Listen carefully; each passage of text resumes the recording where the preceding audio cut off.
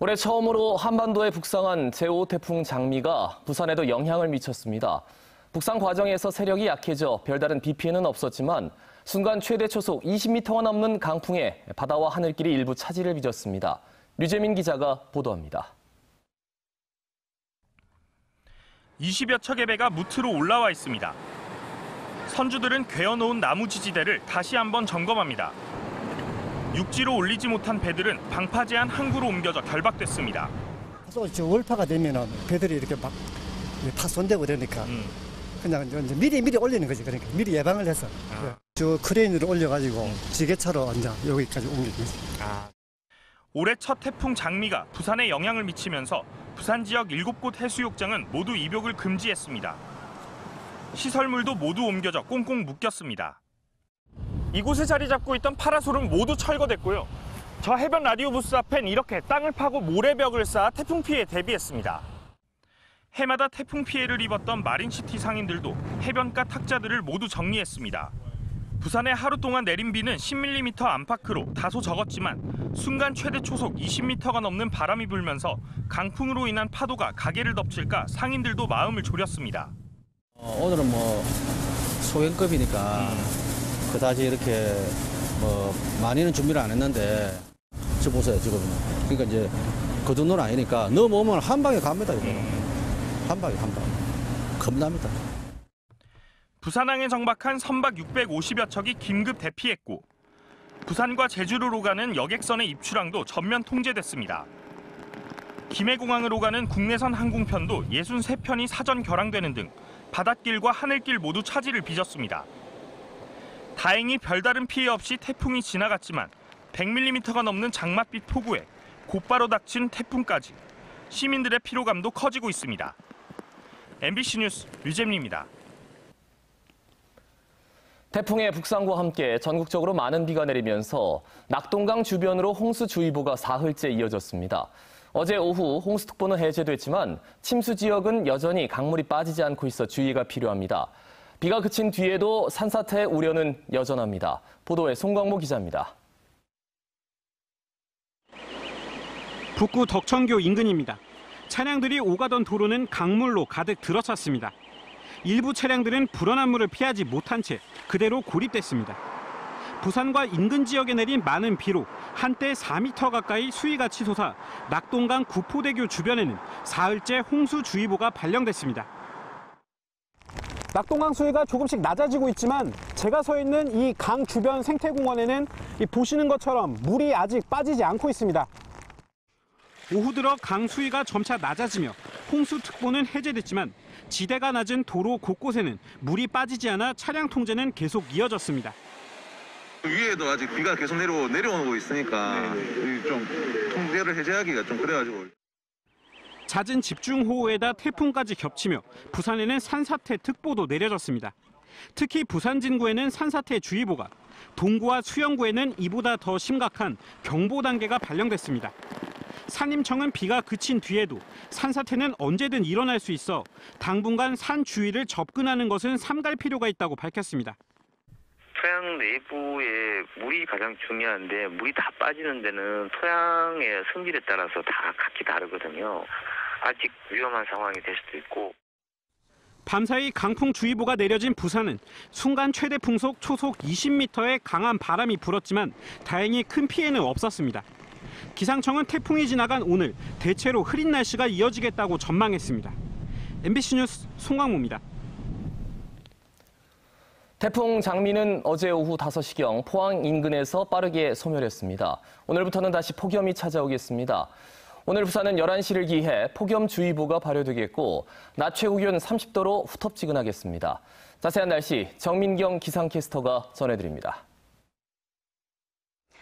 태풍이 지나간 뒤 오늘은 날이 많이 후텁지근하겠습니다. 어제 비가 내려 습도가 높은 데다 기온도 어제보다 오르겠습니다.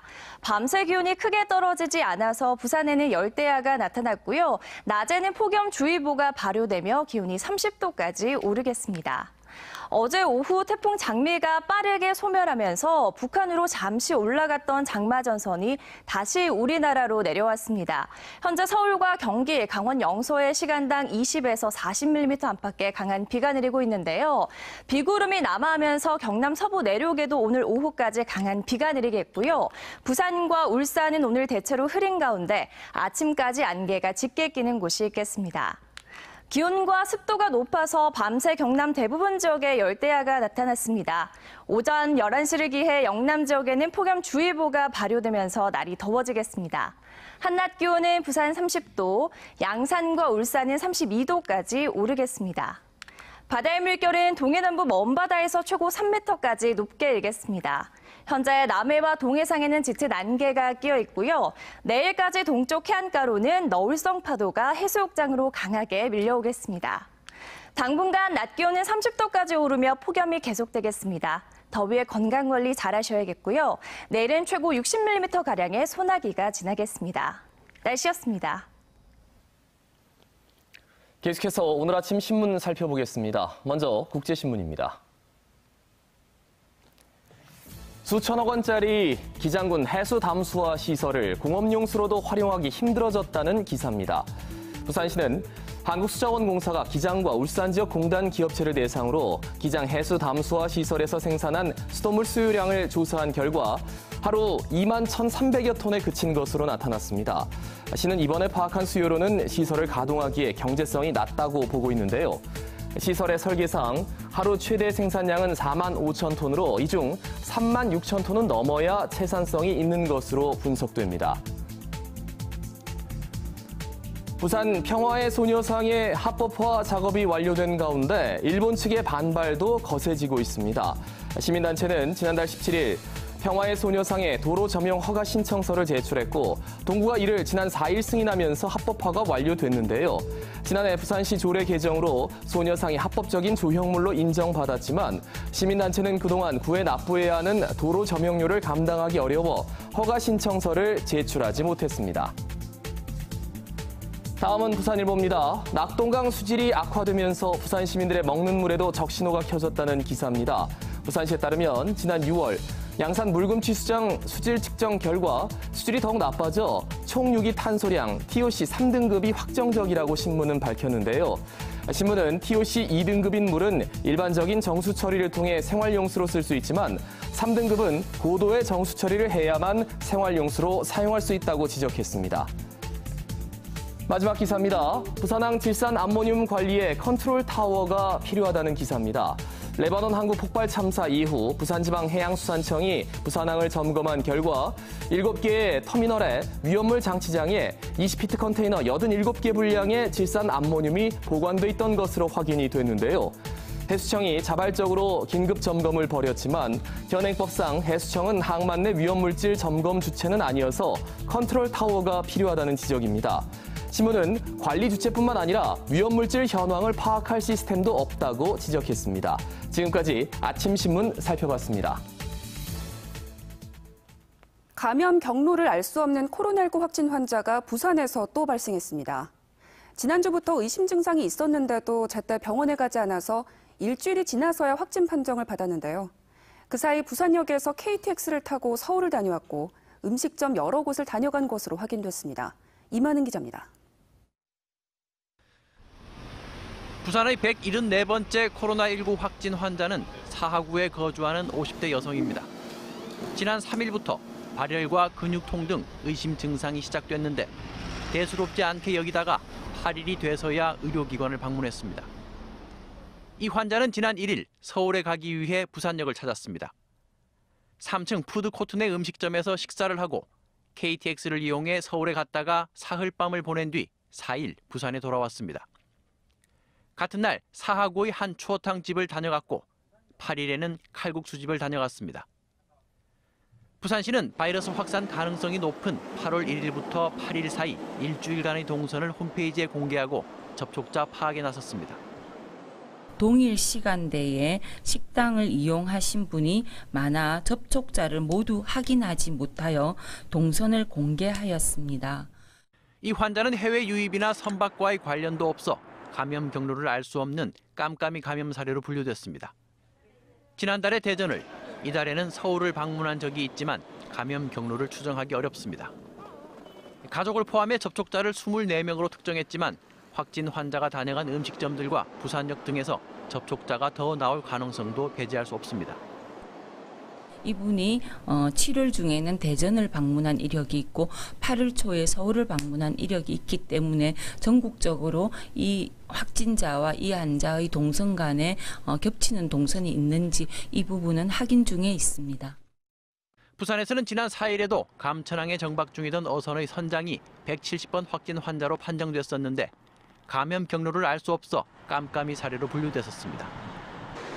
부산시 보건당국은 유전자 검사 결과 어선에서 나온 바이러스의 유전자형이 러시아 선박과는 다른 것으로 확인됐다며 경남 164번 환자와의 접촉을 통한 해외 유입 가능성을 제기하고 있습니다. MBC 뉴스 이만흥입니다. 휴가철 사람들이 많이 찾는 해발 1915m의 지리산 천왕봉 주변에서는 해마다 크고 작은 사고가 발생합니다. 국립공원공단이 사고 예방을 위해서 운영하는 천왕봉 1915 탐방안전센터가 지리산 안전지킴이 역할을 톡톡히 하고 있습니다. 신동식 기자입니다. 지난 4월 천왕봉 인근 헬기 불시착 사고를 비롯해 최근 5년간 지리산 국립공원의 경남 권역에서만 모두 313건의 사고가 발생했습니다. 심정지와 실족, 탈진 등의 안전사고가 대부분입니다. 탐방객이 가장 많이 집중되는 중산리에서 로터리, 천왕봉 구간에서 지리산 안전사고의 26%가 발생합니다. 전체 심정지 사고의 40%, 실족 사고의 23%가 이 구간에서 나왔습니다. 특히 이제 심정지 같은 경우도 오르막을 이제 자기 페이스를 유지하지 않고 바쁜 일정 때문에 이제 급하게 올라가다 보니까 심장에 무리가 가서 이제 지병 있는 분들 같은 경우에 굉장히 더 위험하고. 지리산 국립공원은 지난 5월부터 경남 산악연맹과 함께 천왕봉을 기점으로 중산리 탐방 안내소와 칼바위, 로타리와 장터목 대피소 등 주요 거점에 구조 구급 활동과 사고 예방을 위한 안전관리망을 구축했습니다. 탐방객에게 무릎 보호대와 스틱 등의 안전장구, 심정지 예방을 위한 스마트워치 등을 빌려주고 안전한 산행 방법을 안내합니다. 불의의 사고가 일어날 수도 있겠는데 잘 못 느낄 때가 있잖아요. 근데 이제 이런 거를 해주시면 저희가 한번 쉬기도 하고 그래서 더 안심이 될 것 같아요. 지리산 안심산행 알림이 앱은 탐방객들이 공원 입구나 대피소를 방문하면 지정된 연락처에 도착 알림 문자를 전송합니다. 국립공원공단은 산에 오를 때는 심정지를, 내려올 때는 실족에 주의하고 자신의 체력에 맞춰 힘들면 쉬면서 탐방객 스스로 안전을 지키는 게 가장 중요하다고 강조했습니다. MBC 뉴스 신동식입니다. 다음은 한 주간의 주요 사건, 사고 뒷이야기 정리했습니다. 사건 수첩 박준호 기자입니다. 부산의 한 아파트 관리소장이 입주민 3명에게 괴롭힘을 당한 사실이 뒤늦게 알려졌습니다.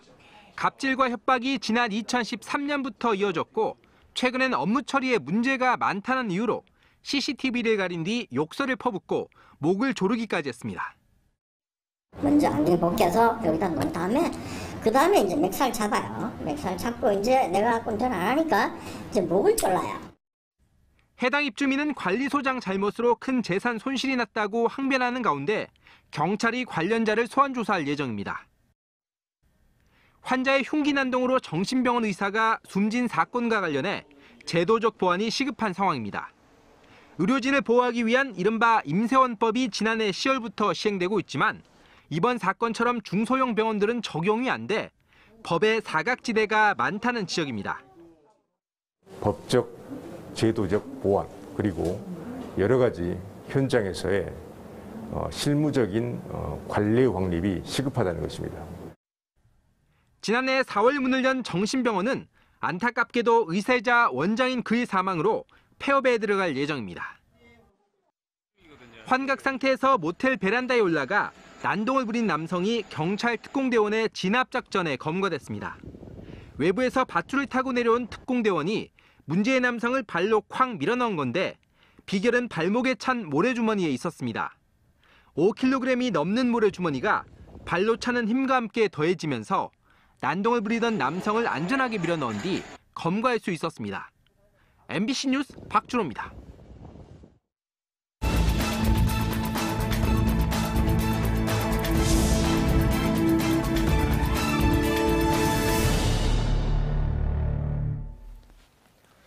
어제 낮 1시 20분쯤 남구 관만동 동서구가로 시작 지점에서 5톤 화물차와 4.5톤 트럭이 충돌하는 사고가 났습니다.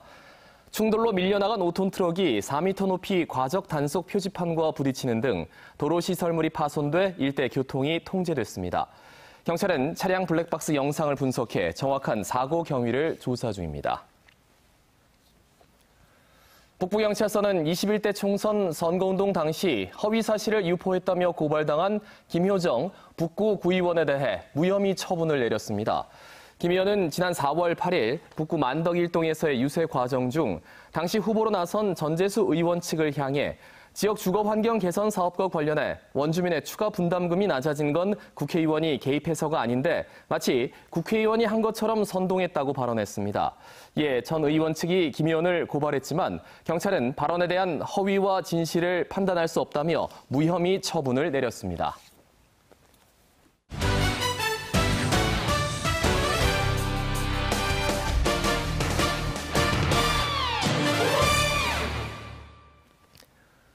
부산 아이파크가 3연패 늪에 빠진 가운데 리그 9위를 유지하고 있습니다. 부산 아이파크는 지난 9일 경북 상주에서 열린 상주 상무와의 원정 경기에서 후반에만 2골을 내줘 0대2로 패했습니다. 6경기 무패 행진을 이어오던 부산은 상주와의 경기 이전 대구, 울산과의 경기에서도 잇따라 패하며 3연패를 이어오고 있습니다. 승점 15점으로 리그 9위를 달리고 있는 부산은 6위 성남과 7위 강원, 8위 서울과는 승점 1, 2점 차를 다투고 있어 오는 14일 성남전이 상위권 진출의 교두보가 될 가능성이 커졌습니다. 부산 지역 경제 성장률이 저조한 것은 고성장 IT 제조업이 발달하지 못하고 특정 서비스업만 성장하는 산업구조 때문이라는 분석이 나왔습니다. 한국은행 부산본부가 김환중 동아대 교수와 공동으로 연구한 부산 지역 경제 취약 요인 분석 보고서에 따르면 부산의 경제 성장률은 1986년에서 1991년 연평균 8.6%에 달했지만 1992년에서 2018년에는 연평균 3.5%에 그쳤습니다. 같은 기간 전국 평균 성장률이 각각 9.8%와 4.8%를 기록한 것과 비교하면 부산 경제 성장률은 저조한 편으로 저성장 산업에 특화한 부산적 산업 구조에 약점이 있다고 지적했습니다. 홈플러스 노조가 홈플러스 소유주인 MBK 파트너스의 폐점 매각 중단을 촉구하며 오는 14일에서 16일 전국적인 경고 파업을 예고한 가운데 부산적 노조 조합원들도 15일에서 16일 이틀간 파업에 들어갑니다. 마트 노조 홈플러스 지부 부산본부는 2015년 홈플러스를 인수한 투기자본 MBK가 5년 만에 홈플러스를 빈털터리로 거덜냈다며 이제는 지역 거점 알짜 매장들까지 폐점을 전제로 매각해 수천 명의 노동자들을 거리로 내쫓으려 한다고 주장했습니다. 부산에서 파업에 참여하는 홈플러스 매장은 가야와 센텀, 연산, 아시아드 등으로 전체 조합원 450여 명 중 400명 이상이 파업에 참여할 것이라고 설명했습니다. 지난 10년간 부산에서 생활기기로 인한 화재가 357건에 이르는 가운데 헤어드라이어로 인한 화재는 7.6%, 모두 27건에 달했습니다. 기장소방서는 헤어드라이어 화재 재현 실험을 한 뒤 결과를 바탕으로 헤어드라이어 사용 유의사항을 자료로 배포했습니다. 실험 결과 헤어드라이어 흡입구에 이물질이 있으면 매우 위험한 것으로 나타났습니다. 흡입구가 막혔을 경우 5분 만에 헤어드라이어 온도가 200도 이상으로 오르며 불길이 치솟아 올랐습니다. 태풍이 지나간 뒤 오늘은 날이 많이 후텁지근하겠습니다. 어제 비가 내려 습도가 높은 데다 기온도 오르겠습니다. 밤새 기온이 크게 떨어지지 않아서 부산에는 열대야가 나타났고요. 낮에는 폭염주의보가 내려지며 한낮 기온은 30도까지 오르겠습니다. 어제 오후 태풍 장미가 빠르게 소멸하면서 북한으로 잠시 올라갔던 장마전선이 다시 우리나라로 내려왔습니다. 현재 서울과 경기, 강원 영서를 중심으로 시간당 20에서 40mm 안팎의 강한 비가 내리고 있고요. 비구름이 남하하면서 오늘 경남 서부 내륙에도 오후까지 강한 비가 내리겠습니다. 부산과 울산은 오늘 대체로 흐린 가운데 아침까지 안개가 짙게 끼는 곳이 있겠습니다. 내일은 최고 60mm가량의 꽤 많은 양의 소나기가 지나겠습니다. 앞으로 낮 기온은 30도까지 오르며 폭염이 계속되겠습니다. 더위에 건강관리 잘하시기 바랍니다. 날씨였습니다.